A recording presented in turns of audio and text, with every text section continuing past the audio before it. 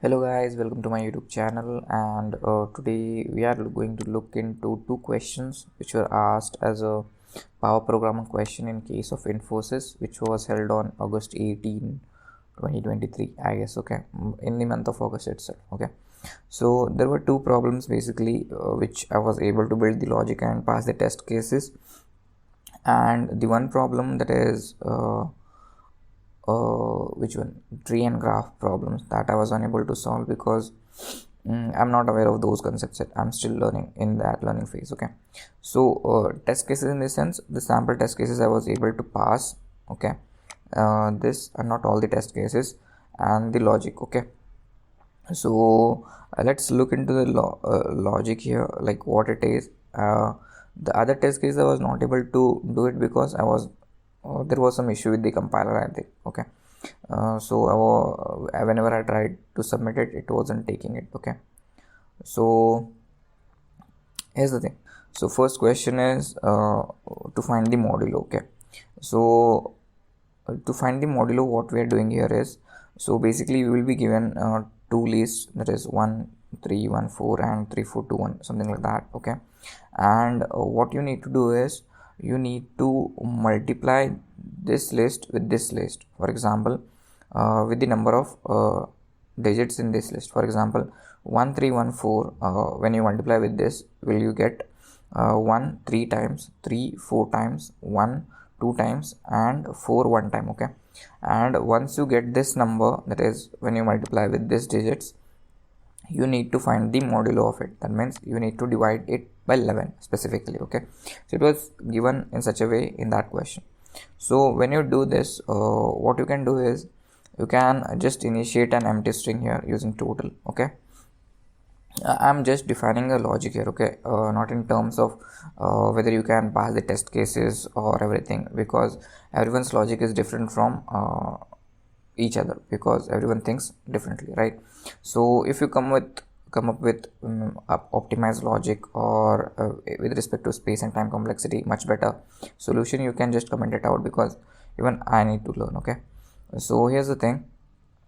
So first I did is, what, I initialized the string, okay, total, and then I ran a loop for I in range len of a, that means this length of a, and then what I did is I multiplied two strings, basically a of I into b of I, so it will give us like this multiplication, and I appended it to total.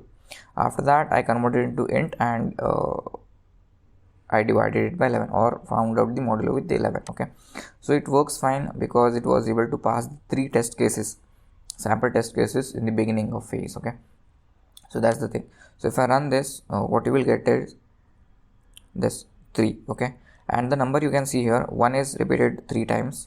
Okay, and 3 is repeated 4 times, and 1 is repeated twice, and 4 is repeated once, right? So this is how the modulus code was according to me. Okay, so if you find a better solution with respect to space and time complexity, more optimized solution, you can just comment it out. Okay, and if you feel this is good, then you can just go ahead with the logic. Okay, try to understand the logic first. Okay, no need to worry about whether you can pass the test cases or not, because if you're able to come up with the logic to solve any problem, then you are progressing a bit by bit. That's good for you. Okay, so even I'm at this stage because even I want to clear some things. Okay, so let's learn everything in our own way and correctly. Okay, that's the thing. So this was the first question, to find the modulo. Okay, so let's comment it out. Hope you understood this question. Okay, next question was to rotate a string anti-clockwise or clockwise. Okay, and to see if it is equal to other string or other list. Okay, for example, this is a string here, 3 2 1. You need to rotate either of these two strings, two lists, in such a way, in clockwise or anti-clockwise. Okay, and you can only rotate it in anti-clockwise or clockwise. Okay, and you can see whether it is equal to this list or not. Okay, so what I did is, for I in range len of a, basically this a, I rotated it, appended it to this. Okay, I mean, I added to this. Okay, so a of minus I to everything, so it takes minus I is from last, plus a of remaining things to minus I. So I shifted it backwards. Okay, so this is how it happens. So it will go into everything. For example, for I in range len of a, right? So till 3 times it will go clockwise and anti-clockwise. Okay, so then what I did is I used another loop here for g in range len of a itself, and what I did is if x of j, okay, x of j is this, okay, is equal to b of j. Okay, so b of j is at this, okay, and x of j is this, x of j. Okay, so x of 0 is this, like that. Okay, like that. Okay, so then I'm incrementing count plus 1 and I'm appending this count to this. Okay, okay, so temp is not used here, so let's comment it out.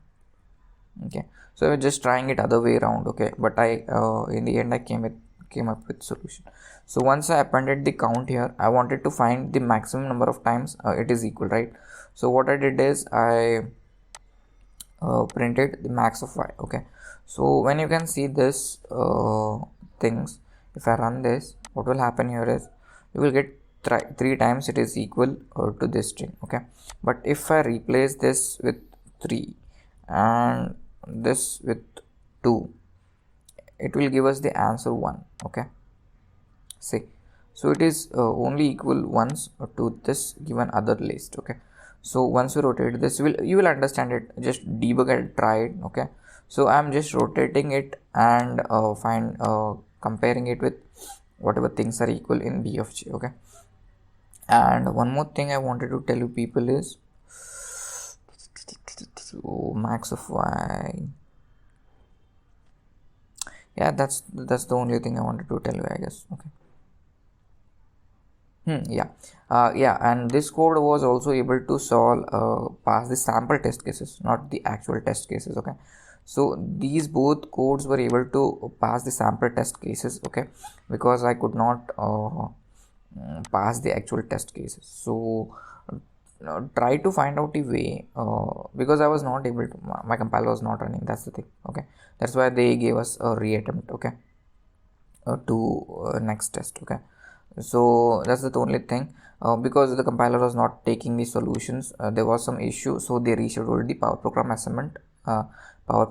assessment on 5th of September, I think 5th or 4th, I guess. Okay, so those questions were one I was able to solve, that is which occurred, and that I could pass all the test cases, both sample and actual test cases. But the remaining two were like, one I was stuck with time complexity, that means it was taking longer, and the other is tree and graph problem. That was the grid problem was the other one, so that was a difficult one for me because I'm not aware of those concepts. Okay, so you can count on me with this, because one day I will definitely try to clear it. Okay, so this is all about the Power Programmer assessment that was happened on August 18. Okay, or in the month of August. Okay, so one is modular problem, a simple one, and the other one is to rotate a list. Okay, and to see whether if it is equal to the other list. Okay, so the problem statement was like a bit difficult. You mean it was a bit lengthy. Okay, so I just wanted to explain it in a short manner. Okay, so that you need not get confused. Okay, so this was all about today, guys. I wanted to explain you the Power Programmer questions. Okay, so hope this helps. So if you found this logic interesting and if you learned something from this video, do hit the subscribe button. Until then, take care. Bye bye.